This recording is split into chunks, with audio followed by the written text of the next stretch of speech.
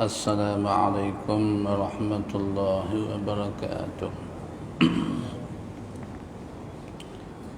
الحمد لله رب العالمين، وبه نستعين على أمور الدنيا والدين. اللهم صل وسلم وبارك على مولانا محمد وعلى آله وعلى جميع الأنبياء والمرسلين، وعلى جبريل وميكائيل وإسرافيل وملك الموت وحملة العرش وعلى الملائكة أجمعين، وعلى الأولياء والصالحين وعلى جميع عبادك المؤمنين في كل لمحة ونفس عدد ما وسعه علمك. آمين. يا ربي صل وسلم على محمد يا ذا الجلال والإكرام، أمتنا على دين الإسلام. رب اشرح لي صدري ويسر لي أمري واحلل عقدة من لساني يفقه قولي، ولا حول ولا قوة إلا بالله العلي العظيم. Alhamdulillah wa syukurillah, di kesempatan waktu maghrib dan malam Jumaat yang afdal ayam, insyaAllah dapat lagi menyambung balik pengajian kitab Isyrah Afrah wa Isbahul Falah. Mudah-mudahan Allah subhanahu wa ta'ala memberkati hidup kita dengan amal yang salih dan ilmu yang manfaat. InsyaAllah pada malam ini sambung kitab Isyrah Afrah muka surat 33 dalam masih tajuk syarat sah makmum mengikuti imam, syurutul qudwah. Itu kita masuk yang ketiga, syarat yang ketiga.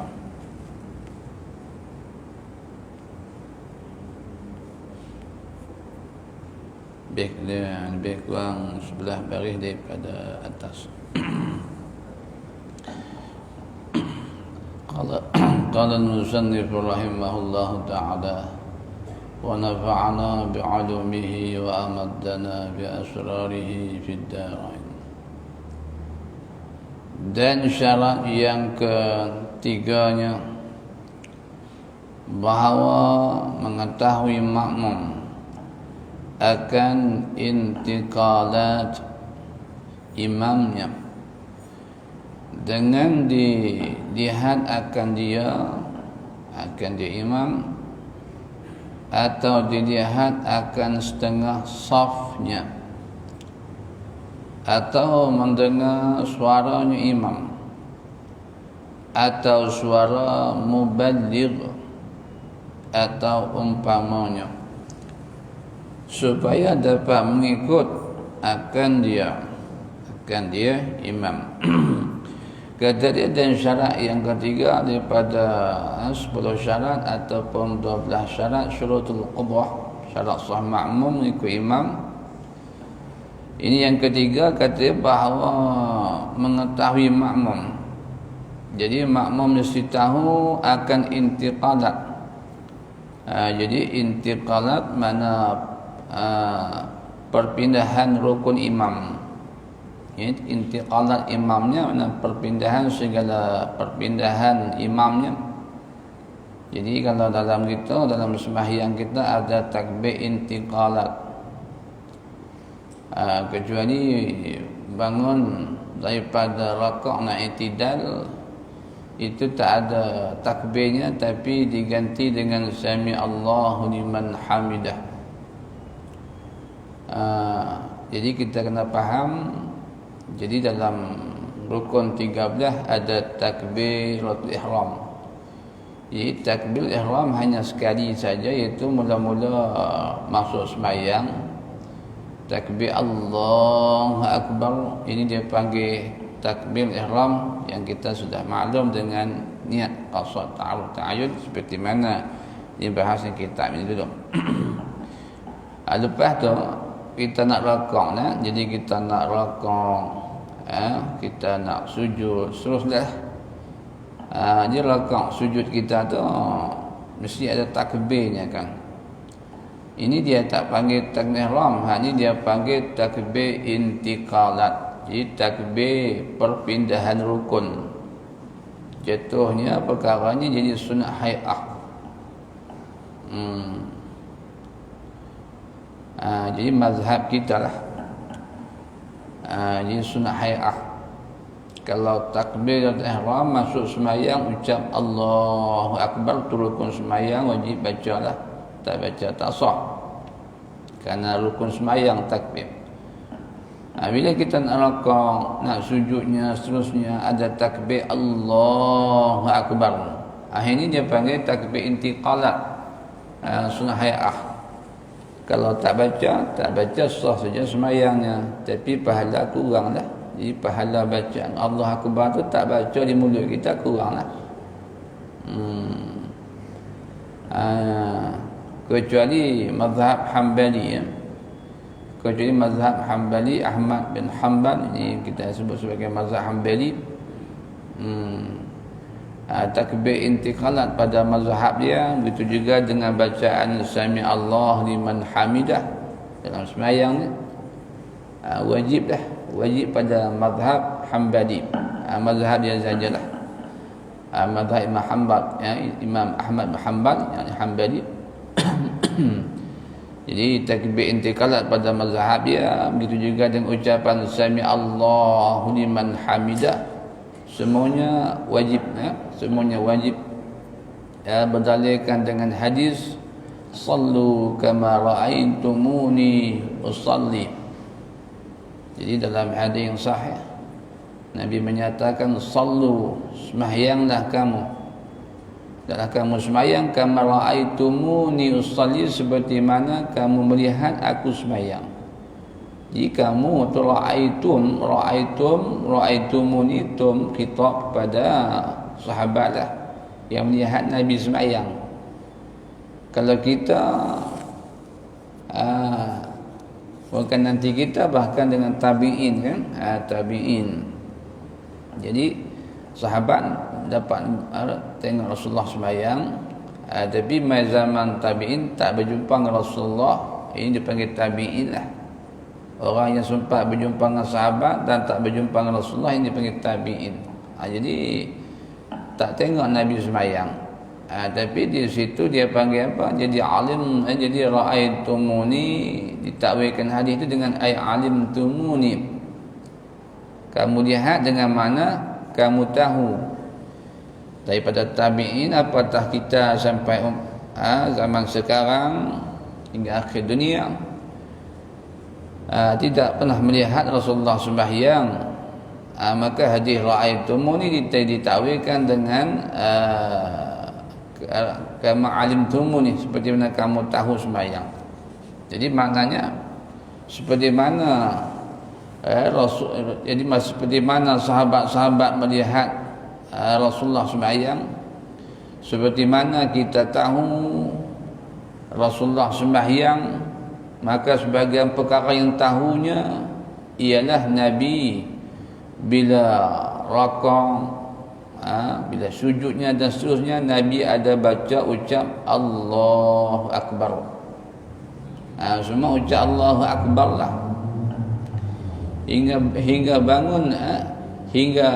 bangun daripada rakam, nak i'tidal kan, itu pun ucap Allahu Akbar.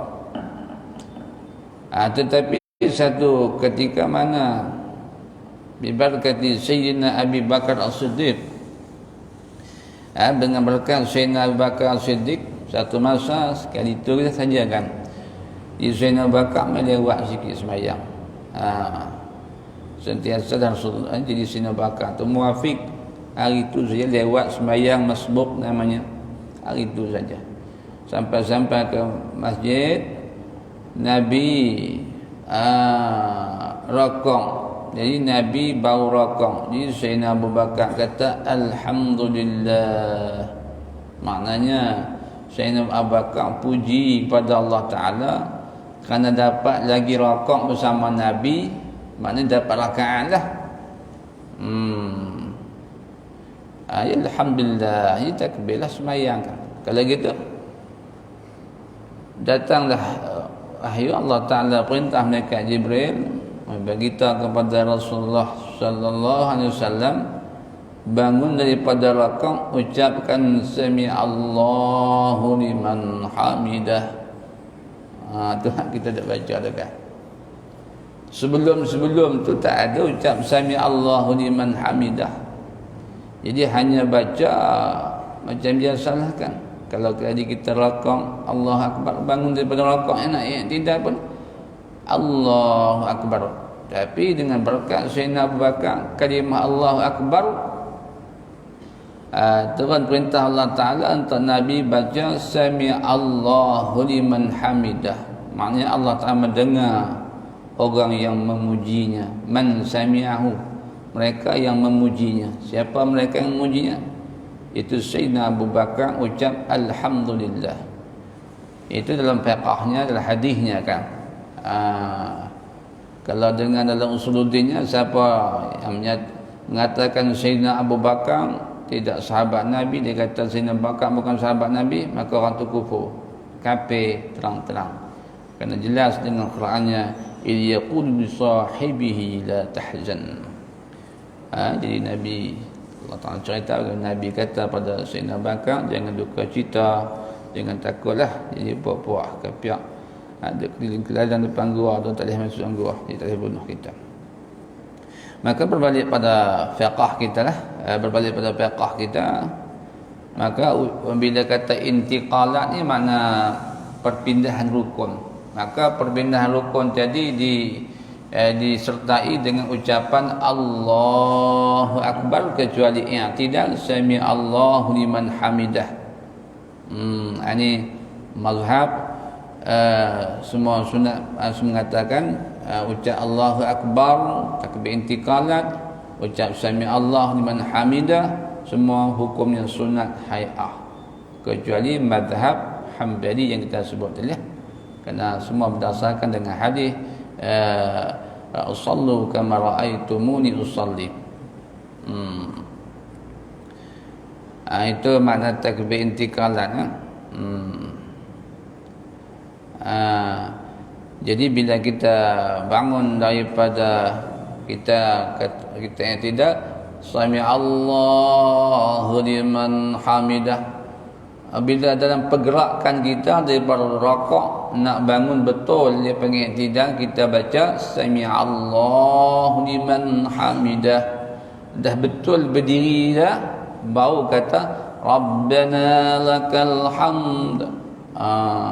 Itu riwayat yang dipilih oleh Imam An-Nawawi, Imam Rafi, Imam Nawawi mustahid merajih bagi mazhab memang kita Syafi'i, mengambil perkataan ucapnya Rabbana lakal hamd, itu berdalilkan dengan hadis. Ada riwayat dalam hadis baca Allahumma Rabbana lakal hamd, boleh baca gitu kan, Allahumma tambah Allahumma Rabbana lakal hamd, atau baca Rabbana walakal hamd, ada walaka, ada tambah waw. Tapi maklum dalam kitab Jawinya, kitab Arabnya, semua kitab-kitab menyebut Rabbana lakal hamdu. Itu aksarul riwayat hak paling banyak Nabi baca Rabbana lakal hamd. Semua mazhab baca kita kan. Jadi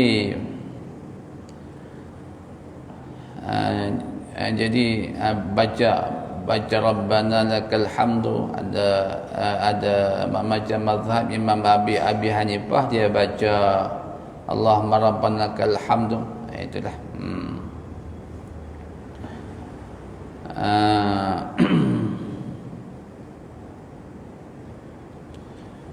Jadi sami Allahu liman hamidah Rabbana lakal hamdu, itu kita bacakan.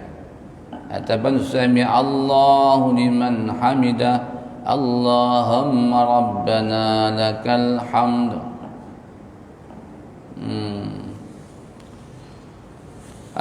Jadi kemudian kata dia, berbalik kepada masalah intikalat cerita di sini, dia kata dengan dilihatkan dia. Jadi perpindahan rukun tadi, rakaat sujudnya sampai seterusnya, makmum lihat, dengan dilihatkan dia akan diimam perpindahan rukun, akan dia intikalat, atau dilihat akan setengah sifat betulkan kita softnya, softnya bukan sifat. Dia akan setengah soft. Jadi kita tak nampak terimam lagi, kita duduk belakang. Kita apa yang kita nampak? Nampak sah makmum dah. Tak nampak semua, nampak setengah, sebahagian. Mungkin macam tu kan. Atau mendengar suaranya, suara tu imam. Mikrofon dunia hari ni maklum, dulu mungkin tak ada mic-nya. Atau pilihannya atau suara muballigh. Jadi muballigh makna muballigh yang siqah lah. Jadi muballigh yang kepercayaan yang siqah, iaitu muballigh ni makna makmum yang menyampaikan suara imam kepada makmum yang lain lah. Jadi makmum yang menyampaikan suara imam kepada para makmum yang lain akan perpindahan rukun imam tadi. Jadi nak takbir, tahbih tu imam kata Allahu akbar, muballigh kata Allahu akbar. Jadi bila tu imam kata sami'allahu liman hamidah, muballigh pun sami'allahu liman hamidah.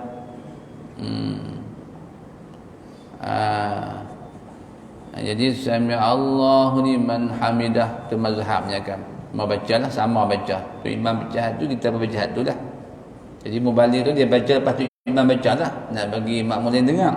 Kerana nak sampaikan suara kau tak dengar, makmum hak jauh dia tu imamnya. Tapi kalau mazhab Imam Abi Hanifah, dia mazhab Hanafi dia kan, jadi dia tak bacalah sami Allah liman hamidah, dia terus baca Allahumma rabbana lakal hamd. Itulah kan, tu imam bacalah sami Allah liman hamidah, Allahumma rabbana lakal hamd. Jadi makmumnya tak payah baca, tu makmum tu baca Allahumma rabbana lakal hamd. Itu kita tak ikutlah mazhab tu. Jadi mazhab kita tu imam baca sami Allah, kita baca sami Allah lah kan, sami Allah liman hamidah, lepas tu baca rabbana lakal hamd. Jadi yang nak dibincangkan di sini masalah apa? Dia kata atau umpamanya.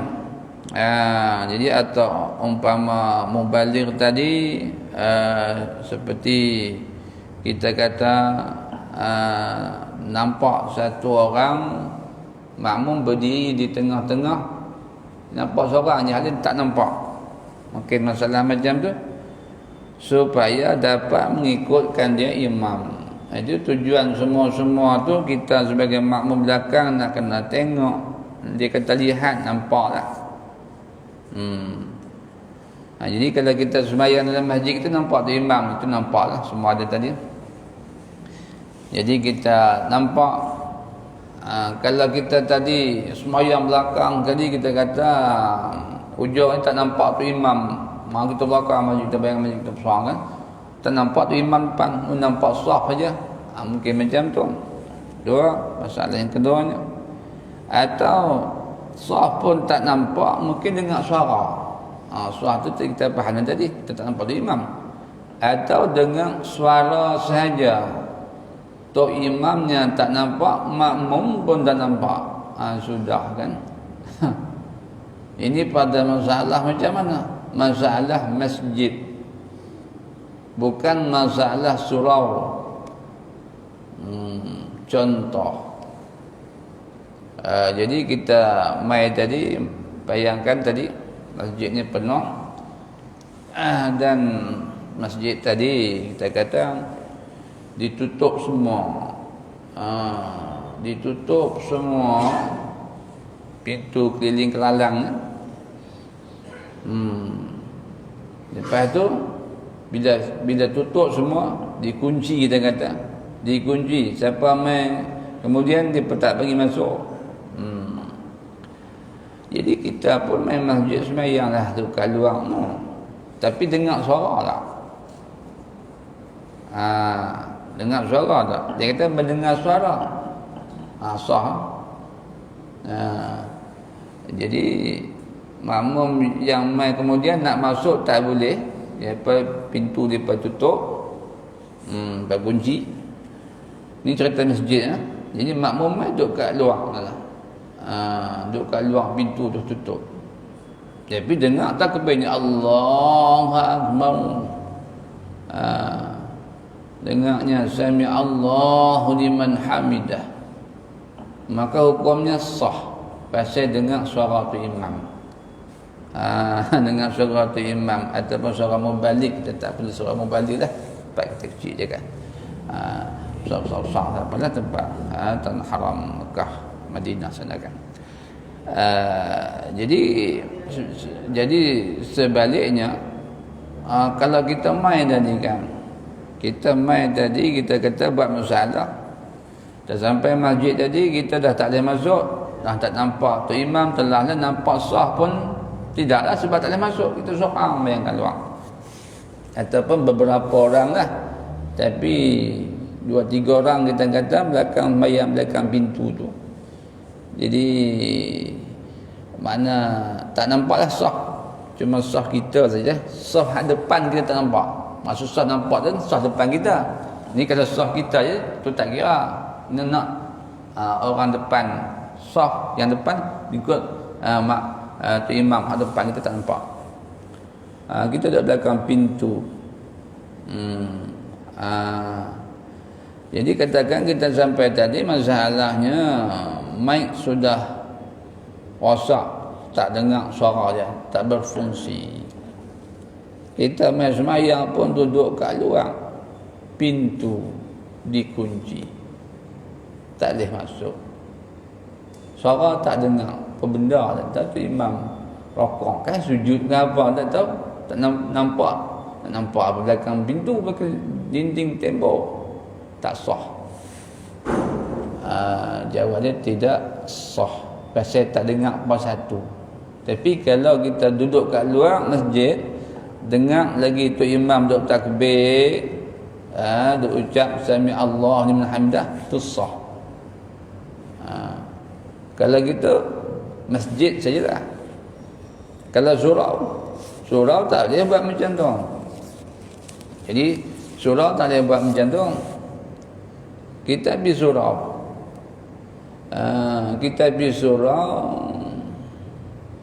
kita sampai ke surau, mereka tutup pintu, surau. Kita pun semayang dekat luar saja.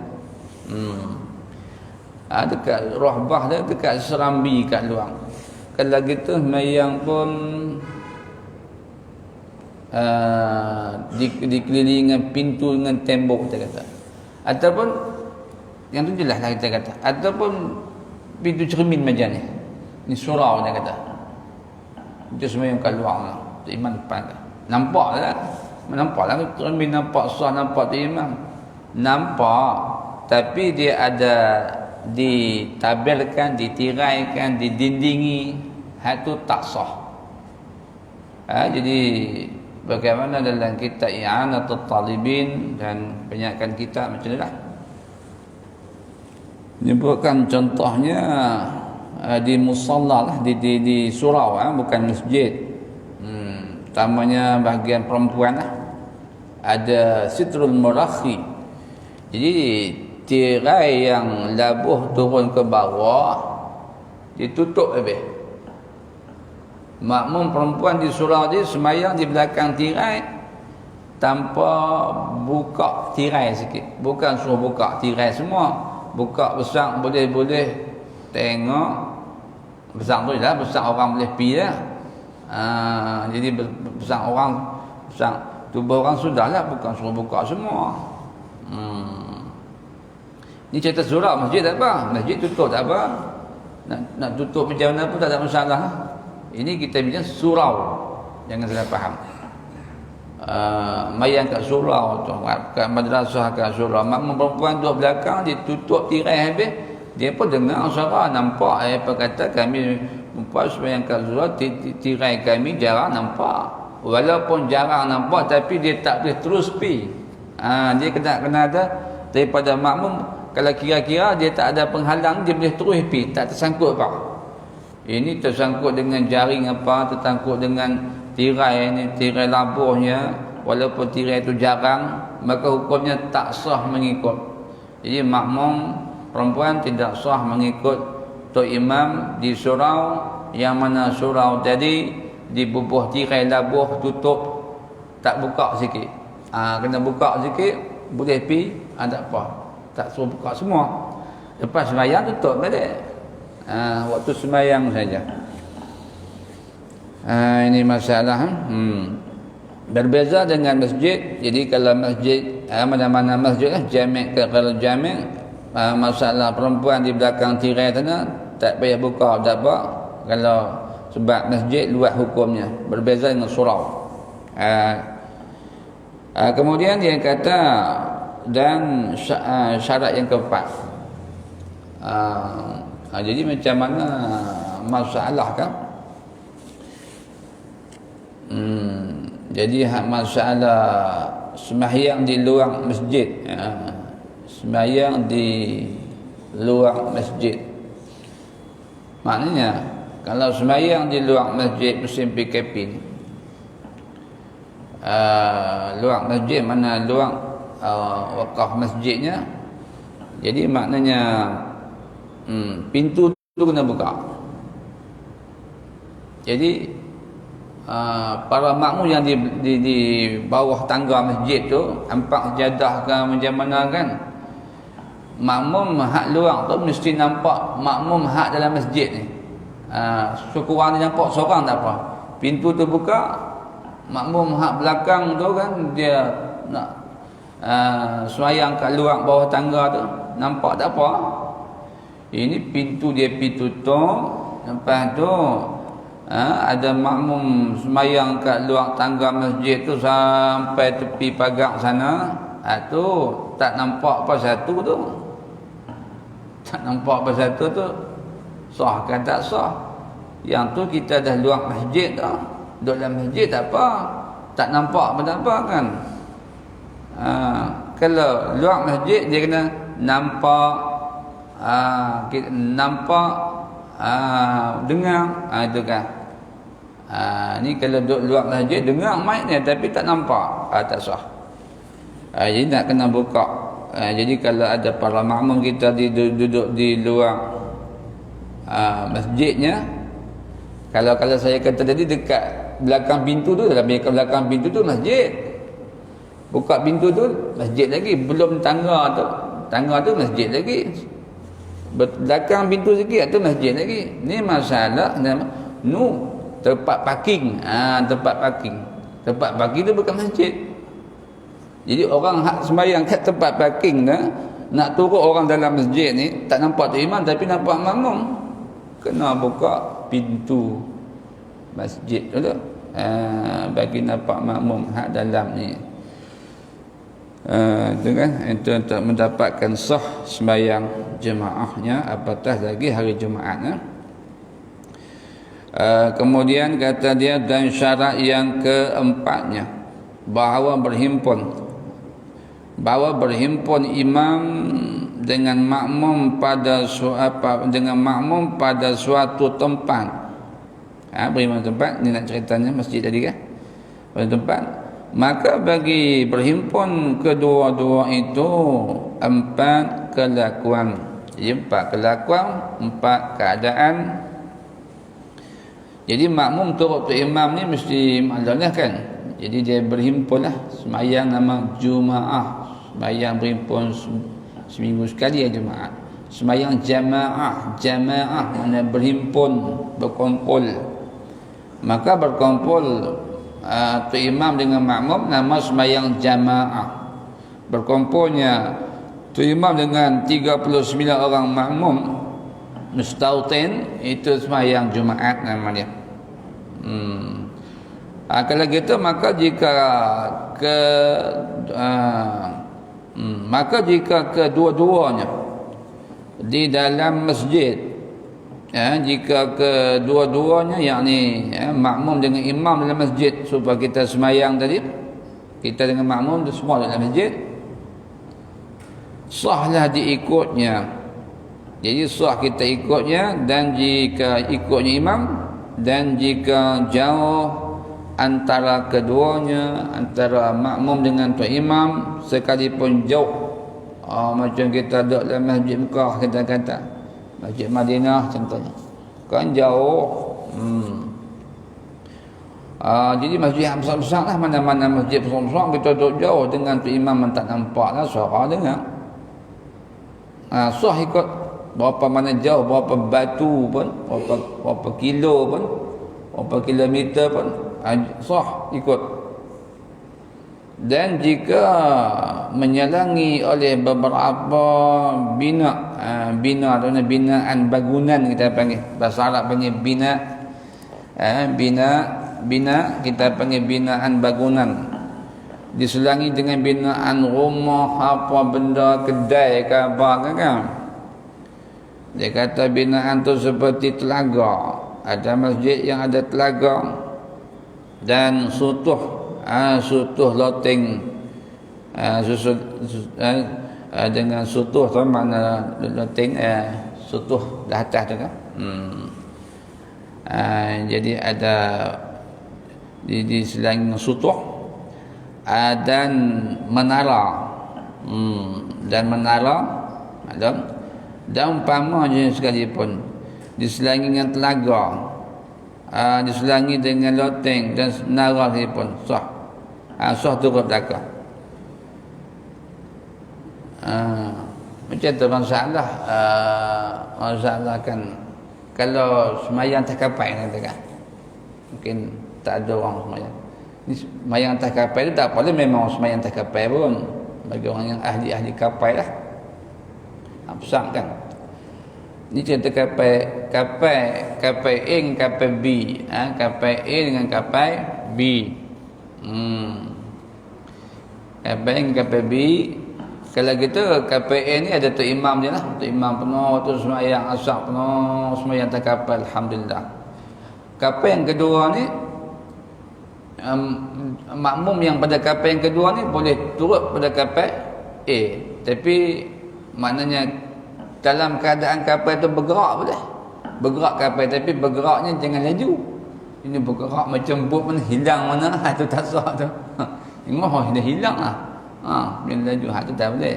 Dia kena sederhana, dia dan 2 ekor dagang. Boleh tu. Tapi kalau jarang macam tu, tapi hukumnya dalam mazhab kita. Ni cerita bukan kapal ni selangan telaga ke, tak kira parit ke, kolam ke, tak kira lah. Kita katalah dalam masjid ni ada telaga. Tu imam sana, dia makmum tengah-tengah telaga tu, kita belakang sembahyang duk belakang telaga tu. Sah ke tak sah? Sah. Walaupun dia selangin telaga. Tak ada telaga, parit, kita kata parit air lalu tak boleh siapa dia tu basah habis kan. Ada sungai kecil itu, contoh. Sah dan tak sah? Sah juga. Jika ada pintu, dia ada syarat. Jika ada pintu sekaliannya di dalam masjid, syarat ada pintu lah. Pintu keluar masuk tu walaupun pintu ditutup, sekira-kira dapat dilalu kepada imam. Jadi kalau buka pintu tu bolehlah pergi kepada imam. Jika dengan berpaling daripada kiblat, kalau nak pergi ke tu dah kona-kona, dia kalih pada kiblat, walaupun macam tu tak apa. Dan membelakangkan dia akan dia kiblat sekalipun. Tiada mudaratnya, yakni tidak batal. Tidak batal, yakni sah makmum ikut imam pada masalahnya. dan jika dikunci sekalian dan jika dikunci sekalian pintunya sekalipun, semua pintu depa kunci dengan kunci besi sekalipun, dengan mangga, selama tiada dipakukan dia akan dia pintu. Jadi masalah cerita di kelakuan kedudukan pertama ni, kita dengan tu imam kita semua dalam masjid, tak ada siapa yang duduk luar, tak ada siapa yang duduk betul tempat parking motor kereta tu, semua dalam masjid. Dalam masjid satu cerita tu malam kan, duduk luar pintu sana. Supaya kita kata tadi ulangan, pintu semua ditutup. Kita mai duduk semayang belakang pintu yang ditutup, walaupun dia kata dikunci dengan besi. Dia kata dengan kunci besi. Jadi bubuh mangga ke bubuh ayam kau panggil ke? Tak boleh masuk walaupun macam tu tak apa. Janji semua dalam masjid. Jangan duduk kat tempat parking. Tempat parking tak boleh. Kita main, kita kata jadi masjid kita ni rapat ke tangga, memang belakang pintu tak boleh duduk belakang pintu, memang kawasan parking, memang bukan masjid lah. Kita main di tempat parking, pintu lepas tutup hari Jumaat. Lepas tu kita sebenarnya tempat parking, pintu tak buka, tak sah. Tak sah mengikut. Artinya masjid dua hukumnya, tak apa. Dia kata selama tiada dipakukan dia. Selama tiada dipakukan dia. Okey, jadi cerita semua semayang dalam masjid. Tapi bila kita main maghrib tadi, kata kalau masalah tak ada macam tu kan. Kita tengok-tengok semua pintu ni semua dia buat macam dinding. Dia buat macam dinding, makna dia pintu tadi, makna dia buat paku, dia buat dinding tu lah, bukan pintu lah. Ataupun pintu tapi buah paku macam dinding, tak pakai kunci lah. Memang kalau buah kunci pun tak boleh pakai dinding lah. Mana kita semua di belakang dinding, sudah ditembokkan, sudah didindingkan dengan paku-pakunya, tak sah. Itu tak sah. Tapi kalau duk pintu lagi, walaupun dikunci dengan besi macam mana pun, tapi nanti boleh buka, itu tak apa, sah ikut. Sikit lagi. Maka jika diselangi oleh binatang, dia kata, maka jika diselangi oleh binatang, oleh bina, salah baca ya tu. Maka jika diselangi oleh bina yang tiada dapat dilalu, bina tu ya jangan baca tangga lagi. Maka jika diselangi oleh bina, mana bangunan tadi yang tiada dapat dilalu kepada imam. Ada binaan bangunan tak dapat untuk imam, makmum nak pi lalu untuk imam tak boleh pi. Dia tutup jadi kita semayang kat luar tu semua tembok dinding lah kau. Macam mana tu? Masjid tu kalau dia masuk ke tu.